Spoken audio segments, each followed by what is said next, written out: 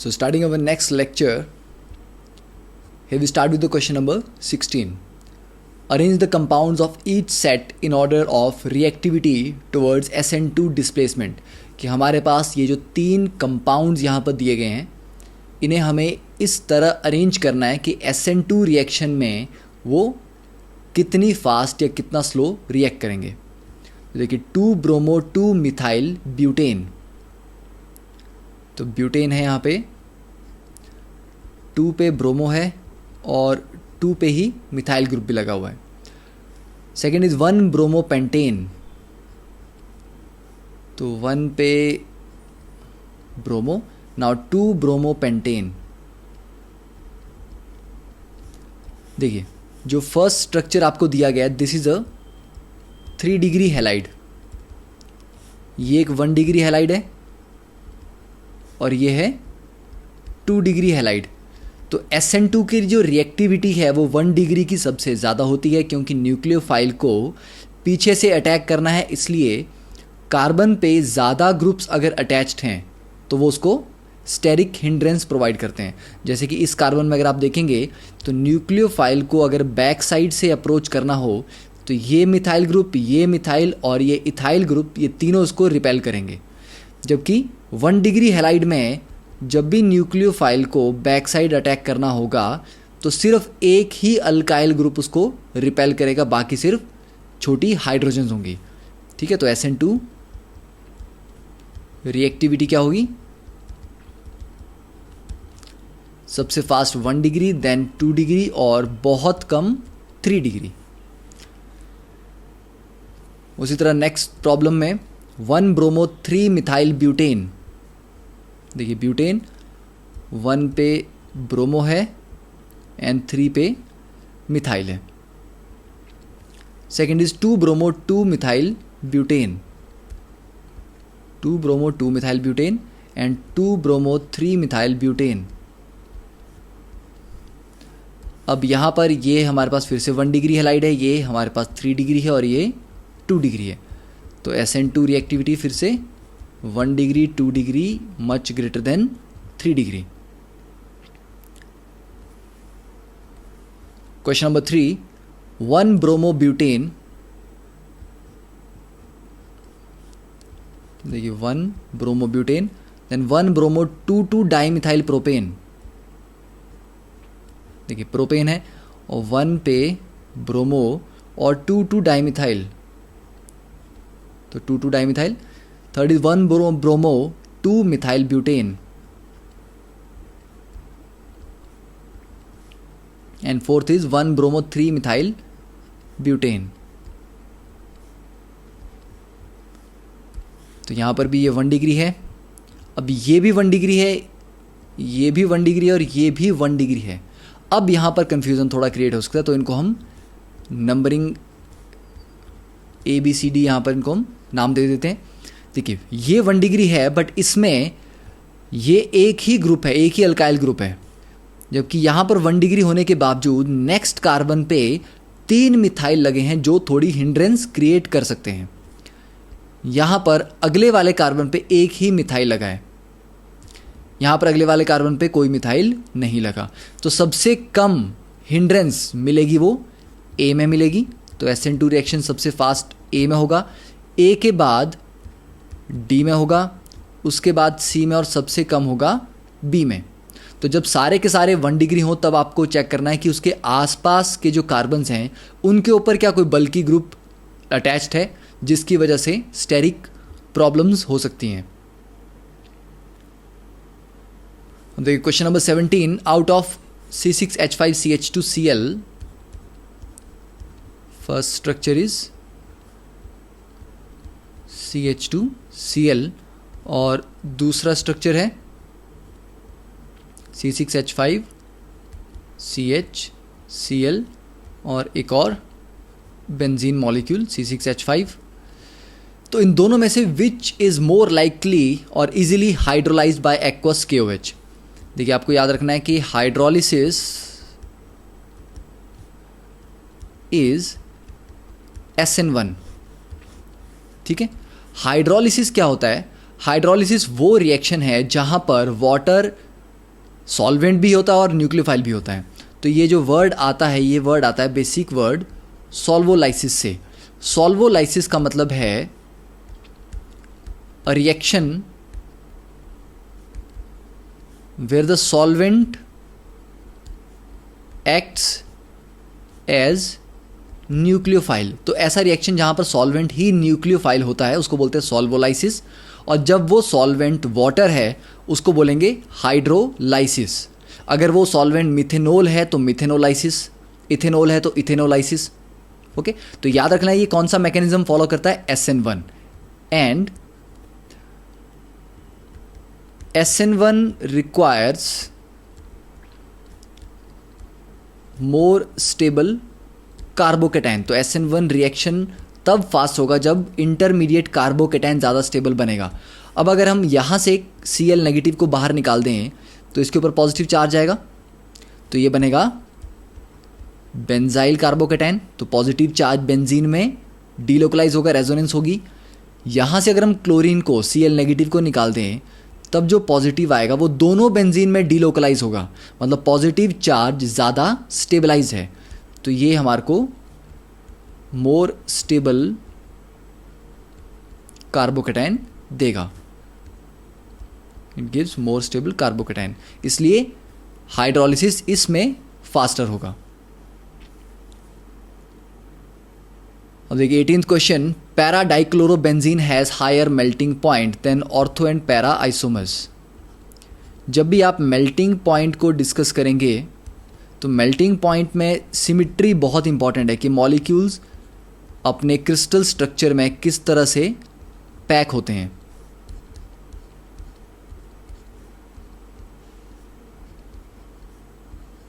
देखिए पैकिंग का मतलब है कि मेल्टिंग आप करेंगे किसकी, मेल्टिंग आप करेंगे सॉलिड की। तो सॉलिड में अगर एटम्स बहुत ज़्यादा क्लोजली अटैच्ड हैं एक दूसरे के साथ तो उसका मतलब है कि उनके बीच की जो अट्रैक्टिव फोर्स होगी वो ज़्यादा स्ट्रांग होगी, तो उसको मेल्ट करना या उनको एक दूसरे से सेपरेट करना ज़्यादा मुश्किल होगा। तो मेल्टिंग पॉइंट चेक करते टाइम आपको हमेशा फोकस करना है कि पैकिंग किसकी सबसे अच्छी है। अब अगर हम पैरा डाइक्लोरोबेंजीन की बात करें तो दोनों क्लोरीन सिमिट्रिकली लगे हुए हैं, ठीक है। तो ऐसा एक मॉलिक्यूल और इसके बाद एक और ऐसा मॉलिक्यूल, इनकी पैकिंग बहुत अच्छे से हो सकती है और बीच में कोई स्पेस वेस्ट नहीं होगा। बट अगर आप मेटा की बात करते हैं तो यहाँ पर ये सारा स्पेस वेस्ट है। अब अगला मॉलिक्यूल जब आप रखेंगे तो यहाँ पर तो वो एंटर नहीं कर पाएगा, तो पैकिंग बहुत अच्छे से नहीं होगी। ओके, तो लिमिटेड नंबर ऑफ मॉलिक्यूल्स के लिए ज़्यादा स्पेस चाहिए, जबकि पैरा डाइक्लोरो में कम स्पेस में हम ज़्यादा मॉलिक्यूल रख सकते हैं। ऑर्थो में भी वही प्रॉब्लम है, यहाँ पर ये स्पेस वेस्ट हो जाएगा। तो जितनी अच्छी पैकिंग होगी मॉलिक्यूल्स उतने क्लोजली पैक्ड होंगे। ओके, तो यहाँ पर हम लिख सकते हैं close packed structures leads to higher melting point.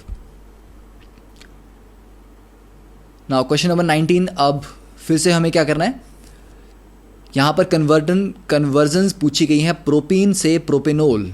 तो देखिए स्टार्ट करते हैं, CH3 double bond CH2 propene से प्रोपेनोल। तो कार्बन 3 ही चाहिए हमें, बट इन को ओल में कन्वर्ट करना है। अब इंपॉर्टेंट क्या है, इसमें आप दो तरह से रिएक्शन करा सकते हो। अगर आप डायरेक्टली इसमें वाटर ऐड कर दें, ठीक है, डायरेक्टली वाटर ऐड करने का कौन सा रिएक्शन होता है, oxymercuration demercuration, that is HgAc twice H2O first step में, और सेकंड स्टेप में NaBH4, ठीक है, H2O2। तो इसमें बेसिकली ये जो रिएक्शन है ये क्या करता है, वाटर ऐड करता है बाय मार्कोनिकॉफ एडिशन। तो यहाँ से अगर आप करते हैं तो आपको ये प्रोडक्ट मिलेगा। तो ये सिंपली क्या है, it is Markovnikov addition of water.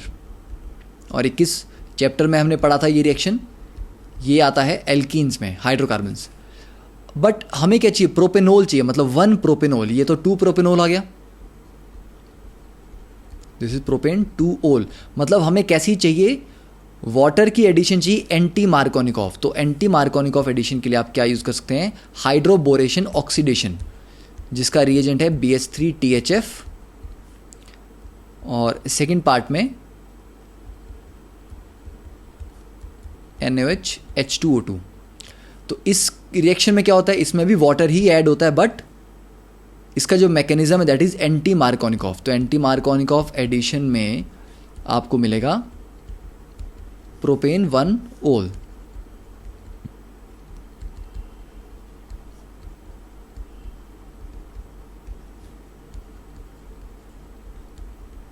ठीक है, तो ये रिएक्शन बहुत इंपॉर्टेंट है क्योंकि बहुत सारी कन्वर्जन्स में आप इन दोनों रिएक्शन को यूज करके वाटर ऐड कर सकते हो।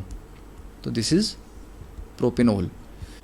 Next question second is ethanol to but 1 yne. अब ये क्वेश्चन रिपीट किया गया है, हमने इसको प्रीवियस लेक्चर्स में ऑलरेडी सॉल्व किया है, तो इसको आप वहां से देख सकते हैं। Third is 1 bromo propane two 2 bromo propane.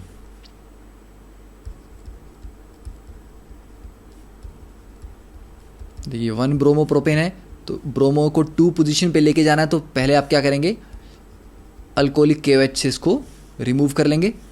तो अल्कोहलिक KOH से एलिमिनेशन के बाद आपके पास आ जाएगा प्रोपीन, और प्रोपीन में अब फिर से आप HBr ऐड करेंगे, बट परऑक्साइड के साथ। परऑक्साइड के साथ करेंगे नहीं, अगर परऑक्साइड के साथ करेंगे तो आपको वापस यही प्रोडक्ट मिल जाएगा। ठीक है, हम इसको ऐड करेंगे डायरेक्टली। तो अगर आप डायरेक्टली ऐड करेंगे तो मार्कोनिकॉफ एडिशन के अकॉर्डिंग 2 ब्रोमो प्रोपेन आ जाएगा, और परऑक्साइड के अकॉर्डिंग अगर आप करेंगे तो आपके पास स्टार्टिंग मटेरियल फिर से आ जाएगा। Next is toluene to benzyl alcohol. देखिए बेंजाइल, ये क्वेश्चन भी रिपीट है, हमने पहले सॉल्व किया है। तो टॉल्विन में इसको CH2H की तरह लिख सकते हैं। इसको अगर आप Cl2 के साथ HNu की प्रेजेंस में करेंगे तो फ्री रेडिकल मैकेनिज्म के थ्रू क्लोरीन इस हाइड्रोजन को रिप्लेस कर देगी, CH2Cl बन जाएगा, और इसके बाद इसको आप एक्वस KOH से ट्रीट कर सकते हैं, तो क्लोरीन रिप्लेस हो जाएगा OH के साथ। Next is benzene to 4 bromo nitrobenzene. देखिए बेंजीन है हमारे पास, अब 4 पे ब्रोमो चाहिए और नाइट्रो। ठीक है, तो आपको प्रोडक्ट जो चाहिए दैट इज 4 ब्रोमो नाइट्रोबेंजीन। अब हमने प्रीवियस क्वेश्चन में ये किया है कि अगर नाइट्रो ग्रुप आप पहले लगाते हैं तो नाइट्रो एक मेटा डायरेक्टिंग ग्रुप है, तो आने वाले ब्रोमीन को वो मेटा पे भेजेगा। बट अगर ब्रोमीन आपने पहले लगा दी जो कि एक ऑर्थो पैरा डायरेक्टिंग ग्रुप है, तो आने वाले नाइट्रो को वो या तो ऑर्थो पे भेजेगा या पैरा पे। तो इसका मतलब हमें किसको पहले अटैच करना है, first we will be doing the bromination. Okay, तो देखिए first is Br2 in presence of iron, तो FeBr3, और उसके बाद यहाँ पर ब्रोमिनेशन हो जाएगी। अब ब्रोमिनेशन के बाद नेक्स्ट स्टेप पे हम क्या करेंगे, नाइट्रो ग्रुप लगाना है हमें। तो नाइट्रो ग्रुप के लिए HNO3 प्लस H2SO4, और दोनों कंसनट्रेटेड लिए जाते हैं, तो ये नाइट्रो NO2 पॉजिटिव जनरेट करता है, जो फाइनली ऑर्थो और पैरा पोजीशन पे आपको प्रोडक्ट देगा। ऑर्थो नाइट्रो होगा और एक बार आ जाएगा आपके पास पैरा पोजीशन पे nitro group. Okay, so that is a reaction. अब देखिए question number 6, benzyl alcohol to 2 phenyl ethanoic acid.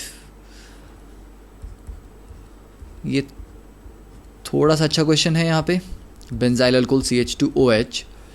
अब जो प्रोडक्ट आपको चाहिए, देखिए फिनाइल, अब इथेनोइक एसिड और 2 पे लगा है फिनाइल, मतलब 1 2। ठीक है, तो 1 और 2 पे फिनाइल लगा हुआ है, और इथेनोइक एसिड है तो 2 ही कार्बन है, तो इसका मतलब ये COH होगा और ये CH2 होगा। तो ये आपके पास फाइनल स्ट्रक्चर है। अब इस फाइनल स्ट्रक्चर में देखिए नंबर ऑफ कार्बन 1 ऐड हुआ है, यहाँ पर CH2 के आगे कोई कार्बन नहीं है, यहाँ पर COH है। COH आपको याद होगा कि आप उसको साइनाइड से बना सकते हैं। तो अगर आप इसमें KCN के साथ इसको रिएक्शन करवाते हैं तो KCN क्या करेगा, आपको OH को रिप्लेस कर देगा साइनाइड के साथ। होगा ऐसा? नहीं, ऐसा नहीं हो सकता। ऐसा क्यों नहीं हो सकता? क्योंकि OH नेगेटिव एक ज़्यादा स्ट्रॉन्ग न्यूक्लियोफाइल है, तो ज़्यादा स्ट्रॉन्ग न्यूक्लियोफाइल को कम स्ट्रॉन्ग न्यूक्लियोफाइल रिप्लेस नहीं करते हैं। तो हमें यहाँ पर पहले इसको HBr से ट्रीट करना पड़ेगा ताकि H2O बाहर निकल जाए और हमारे पास यहाँ पर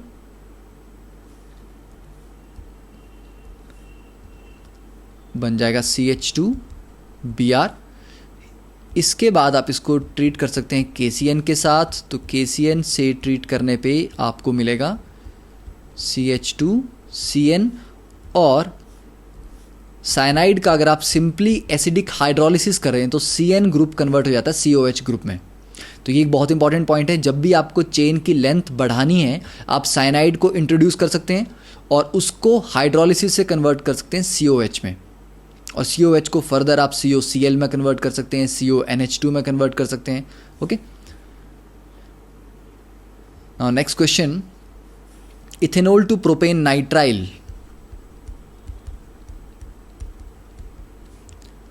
देखिए प्रोपेन, अब यहाँ पर 2 कार्बन है, हमें प्रोपेन चाहिए, ठीक है, 3 कार्बन चाहिए, और नाइट्राइल ग्रुप का मतलब साइनाइड, तो साइनाइड ऐड करने से ही आपके पास क्या आ जाएगा, तीसरा कार्बन आ जाएगा। तो यहाँ पर HBr से हम HBr यूज़ कर सकते हो, और आप red phosphorus in presence of Br2 ये भी यूज़ कर सकते हैं, ठीक है। तो और इसके बाद नेक्स्ट KCN यूज़ करेंगे तो आपको फाइनल प्रोडक्ट मिल जाएगा CH3CH2CN, and this is called propane nitrile. Next is 8th question, aniline to chlorobenzene. देखिए एनिलीन से जब भी कुछ बनाना होता है तो उसका मैकेनिज्म बेसिकली हम डायजोनियम सॉल्ट के थ्रू उसको कैरी आउट करते हैं रिएक्शन को।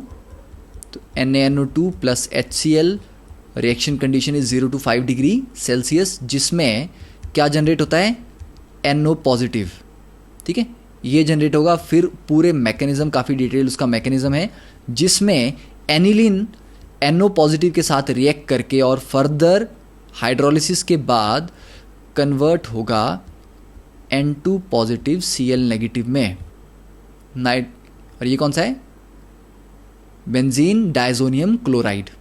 अब डायजोनियम क्लोराइड को फर्दर आप CuCl के साथ ट्रीट करेंगे तो आपको मिल जाएगा क्लोरोबेंजीन। तो ये रिएक्शंस, काफ़ी रिएक्शन है, N2Cl के बाद आप इसको CuBr से ट्रीट कर सकते हैं, आपको Ki से ट्रीट कर सकते हैं, H3PO2 के साथ ट्रीट कर सकते हैं, ठीक है। तो डिफरेंट प्रोडक्ट्स हमें डायजोनियम सॉल्ट के आगे मिलते हैं। नेक्स्ट इज 2-क्लोरोब्यूटेन टू 3,4-डाइमिथाइल हेक्सेन। देखिए 2-क्लोरोब्यूटेन और प्रोडक्ट है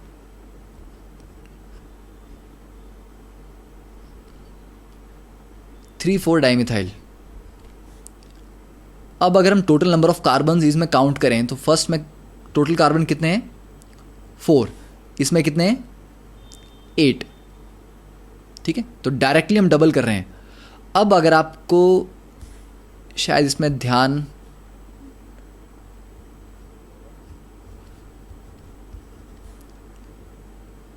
+2 sodium in presence of dry ether, अगर कुछ इस तरह का रिएक्शन हम करते हैं और ये दोनों क्लोरीन निकल जाते हैं और इन दोनों के बीच में यहाँ पर बॉन्ड बन जाएगा, तो क्या हमें यही प्रोडक्ट मिलेगा, यस। तो ये भी ध्यान रखना है कि जब आपका प्रोडक्ट में exactly double number of carbon atoms हैं और वो बिल्कुल सिमिट्रिकल है, ठीक है, देखिए यहाँ पर सिमिट्रिकल है, तो इसका मतलब है कि वुड्स रिएक्शन वहाँ पर हो सकता है, तो उस पॉसिबिलिटी को भी आपको ध्यान में रखना है। तो यहाँ हम वुड्स रिएक्शन करवा रहे हैं। अब देखिए 10th क्वेश्चन, 2-मिथाइल-1-प्रोपीन। ओके, 1 प्रोपीन, तो 1 पे डबल बॉन्ड है और 2 पे मिथाइल है। इसको कन्वर्ट करना है 2-क्लोरो-2-मिथाइल-प्रोपेन में,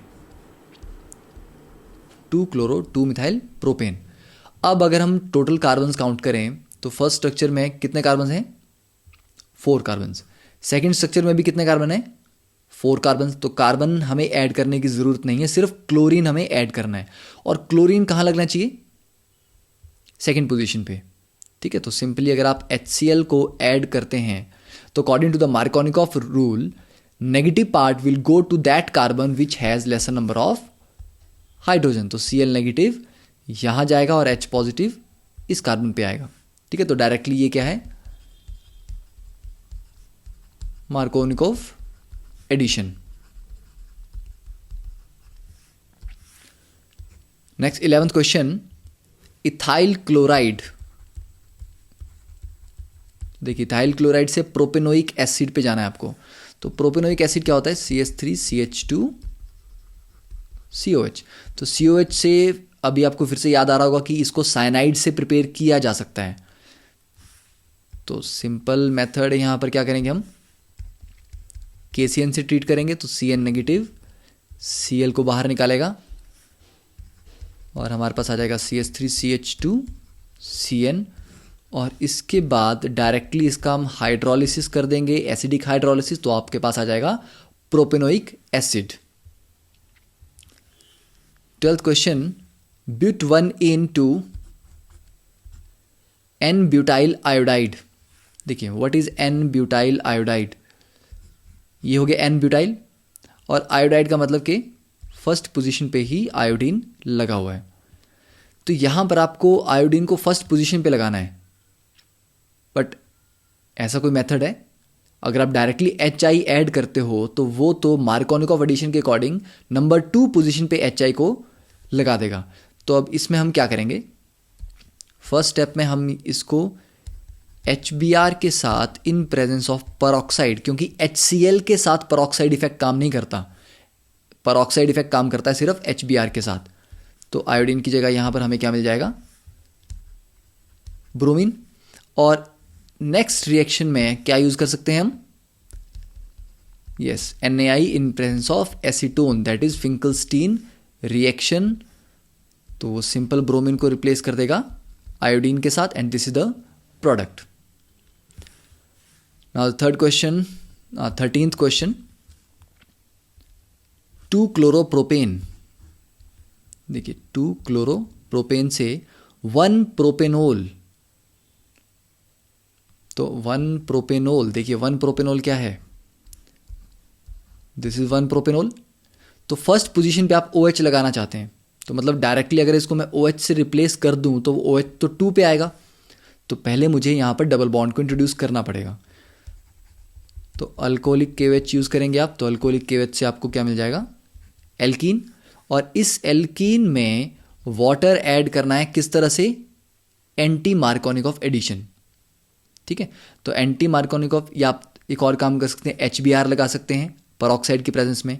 तो फर्स्ट कार्बन पे ब्रोमीन लग जाएगा, उसको एक्वस KOH से ट्रीट कर देंगे। ठीक है, तो दोनों मेथड देख लेते हैं। तो फर्स्ट यहाँ पर आप यूज़ कर सकते हैं BH3THF, सेकेंड स्टेप में NaOH H2O2, that is hydroboration oxidation. तो भी आपको ये मिलेगा anti Markovnikov addition of water से। दूसरा जो मेथड है वो आप यूज़ करेंगे, पहले आप HBr ऐड करेंगे इन प्रेजेंस ऑफ परऑक्साइड, तो आपको मिल जाएगा, और इसको आप फर्दर ट्रीट करेंगे एक्वस KOH के साथ। ठीक है, और इस रिएक्शन से तो आपको डायरेक्टली यही प्रोडक्ट मिल रहा है। तो दो रिएक्शन आपके पास आगे, दो मेथड से आप इसको सॉल्व कर सकते हैं। तो बेसिकली ऑर्गेनिक में वी हैव मल्टीपल मेथड जिनसे हम कन्वर्जन्स कर सकते हैं। Next is isopropyl alcohol. देखिए आइसोप्रोपाइल ग्रुप ये होता है, तो यहाँ पे OH लग जाएगा। ठीक है, इससे आयोडोफॉर्म बनाना है, आयोडोफॉर्म इज CHI3। तो आयोडोफॉर्म के लिए क्या करना पड़ेगा आपको, पहले आयोडोफॉर्म रिएक्शन करवाना है। आयोडोफॉर्म रिएक्शन के लिए क्या करना होगा आपको डायरेक्टली, या पहले आप इसको ये कर सकते हैं कि ऑक्सीडाइज कर सकते हैं इसको। ठीक है, बट अगर नहीं भी करेंगे आप डायरेक्टली लीजिए NaOH प्लस I2। तो I2 क्योंकि एक ऑक्सीडाइजिंग एजेंट है, वो ऑटोमेटिकली इस अल्कोहल को कीटोन में ऑक्सीडाइज कर देगा। उसके बाद ये आपको दे देगा CHI3 प्लस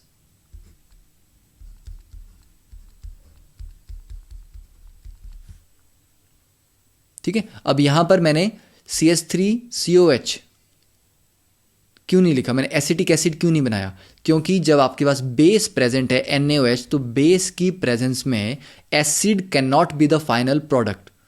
ठीक है, वो जो एसिड बनेगा भी वो बेस के साथ रिएक्ट करके सॉल्ट बना देगा। ठीक है, तो ये डायरेक्टली कौन सा रिएक्शन है ये? This is the iodoform reaction. ठीक है, तो कुछ बुक्स ने इस तरह से भी सॉल्व किया होगा इसको कि पहले वो किसी ऑक्सीडाइजिंग एजेंट से अल्कोहल को कीटोन में कन्वर्ट करेंगे और फिर कीटोन का फर्दर आयोडोफॉर्म रिएक्शन करेंगे। बट उसकी भी रिक्वायरमेंट नहीं है, क्योंकि जो आयोडीन है ये भी एक ऑक्सीडाइजिंग एजेंट की तरह काम करके उसको, इस अल्कोहल को कीटोन में कन्वर्ट कर लेगी। Next is 15th question. देखिए, क्लोरोबेंजीन टू पैरानाइट्रोफिनोल। तो पैरानाइट्रोफिनोल, तो पहली चीज़ है कि क्लोरीन को किस में कन्वर्ट करना पड़ेगा आपको? OH में। ठीक है, क्योंकि जो फाइनल प्रोडक्ट पूछा गया है दैट इज पैरानाइट्रो। तो नाइट्रो ग्रुप तो हम पहले नहीं लगा सकते क्योंकि वो मेटा डायरेक्टिंग होता है, तो पहले हमें OH ही लगाना पड़ेगा। ओके, अब OH आप यहां पर क्लोरीन के साथ कैसे लगाएंगे? ये एक बहुत ही इंटरेस्टिंग क्वेश्चन है, क्योंकि अराइल जो हैलाइड्स हैं उनमें क्लोरीन को या हेलोजन को डायरेक्टली रिप्लेस करना, न्यूक्लियोफिलिक सब्स्टिट्यूशन, एक बहुत इजी प्रोसेस नहीं होता। ठीक है, प्रोसेस थोड़ा सा टिपिकल है, इसीलिए ये इंपॉर्टेंट है कि इसको हम किस तरह से कन्वर्ट करते हैं। तो यहाँ पर अगर आप NCERT की टेक्स्ट बुक को रेफर करें, तो जब भी आपको न्यूक्लियोफिलिक सब्स्टिट्यूशन करवानी है कि आप एक न्यूक्लियोफाइल OH को दूसरे न्यूक्लियोफाइल Cl से रिप्लेस करना चाहते हैं, तो उसके लिए क्या प्रेजेंट होने चाहिए? Electron withdrawing groups at the ortho और पैरा पोजीशन। तो वो ग्रुप कौन से हैं? नाइट्रो। तो मतलब हमें पहले यहाँ पर नाइट्रेशन ही करवानी पड़ेगी। तो नाइट्रेशन करवाने के लिए हम क्या करेंगे? Concentrated HNO3 plus H2SO4।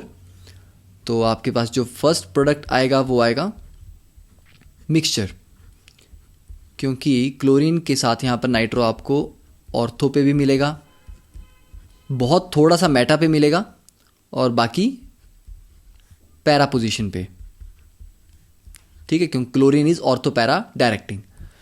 अब उसके बाद क्या करना है? अब हमारे पास पैरा पोजीशन पे एक इलेक्ट्रॉन विड्रॉइंग ग्रुप आ गया है। अब हम इसकी फर्दर, सिर्फ पैरा की बात कर रहा हूं, पैरा की फर्दर रिएक्शन से हम क्या कर सकते हैं? क्लोरीन को OH के साथ रिप्लेस कर सकते हैं, जिसके लिए बहुत स्ट्रॉन्ग कंडीशन चाहिए। तो हमें NaOH यूज करना पड़ेगा with high temperature and pressure. Okay, अगर 2 नाइट्रो ग्रुप लगे होते तो उतना हाई टेम्परेचर प्रेशर की जरूरत नहीं होती, बट सिर्फ एक ही नाइट्रो है तो हमें हाई टेम्परेचर प्रेशर की रिक्वायरमेंट है। तो फाइनली इन कंडीशंस में क्लोरीन रिप्लेस हो जाएगा OH के साथ, and that will be the paranitrophenol. तो दिस रिएक्शन, ये आप रिएक्शन डायरेक्टली आपको NCERT के लास्ट पेजेस में मिल जाएगा, जहां पर अराइल हैलाइड्स के रिएक्शन दिए गए हैं, nucleophilic substitution. 16th question is 2 bromopropane to 1 bromopropane. तो इसमें भी वही करना है, पहले आपको क्या करना है? अल्कोहलिक KOH के साथ एलिमिनेशन करके नेक्स्ट स्टेप में 1 ब्रोमो के लिए HBr in presence of peroxide आप लगा देंगे, तो that will be 1 bromo propane. Chloroethane, okay, CH3CH2Cl, chloroethane to butane. देखिए सिंपल है, तो यहां पर फिर से वुड्स रिएक्शन लग जाएगा, क्योंकि हम 2 कार्बन को डायरेक्टली 4 कार्बन में कन्वर्ट कर रहे हैं और एल्केन है, तो प्रोडक्ट इज एल्केन। तो वुड्स रिएक्शन में ये 2 NaCl निकल जाएंगे, तो ड्राई ईथर की प्रेजेंस में तो फाइनल प्रोडक्ट होगा that will be butane. Now 18th question, benzene to biphenyl, ये हमने ऑलरेडी किया है। This is called Fittig reaction. ठीक है, जहां पर आप बेंजीन को किस में कन्वर्ट करते हैं? पहले क्लोरोबेंजीन में, तो उसके लिए आप Cl2FeCl3 के साथ उसको ट्रीट करके क्लोरोबेंजीन में कन्वर्ट कर सकते हैं। उसके बाद उसको सोडियम और ड्राई ईथर की प्रेजेंस में दो ऐसे मॉलिक्यूल मिला के जब कंबाइन हो जाएंगे तो that will be called a biphenyl. देखिए यहाँ पर टर्ट ब्यूटाइल ब्रोमाइड, तो टर्ट ब्यूटाइल ब्रोमाइड ये आ गया हमारे पास, और इसको कन्वर्ट करना है आइसोब्यूटाइल ब्रोमाइड में। देखिए सबसे पहले आपको पता होना चाहिए कि आइसोब्यूटाइल ब्रोमाइड का स्ट्रक्चर क्या होता है। तो जब देखिए आइसो वर्ड हम लिखते हैं, आइसो वर्ड का मतलब है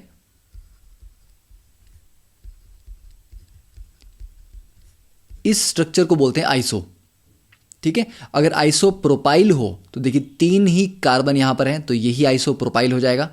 बट आइसो के आगे अगर ब्यूटाइल हो तो मतलब ये 3 कार्बन है, हमें चौथा कार्बन चाहिए, तो ये जो बॉन्ड आगे की तरफ मैंने लगाया है यहां पर आप एक और कार्बन ऐड कर देंगे तो हो गया ब्यूटाइल, और उसके आगे ब्रोमाइड।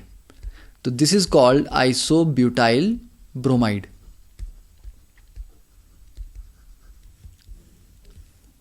अब यहां पर देखिए स्ट्रक्चर कुछ वैसा ही है, 3 कार्बन की चेन है, सेकंड कार्बन पे मिथाइल और ब्रोमीन लगा है। यहां पर भी 3 कार्बन की चेन है और सेकंड कार्बन पे मिथाइल और उसके साथ ब्रोमीन लगा है, ठीक है। CH2 के आगे ब्रोमीन लगा है। तो पहले तो आपको ये ब्रोमीन निकालनी पड़ेगी, तो हम अल्कोहलिक KOH के साथ डिहाइड्रोहेलोजिनेशन करेंगे।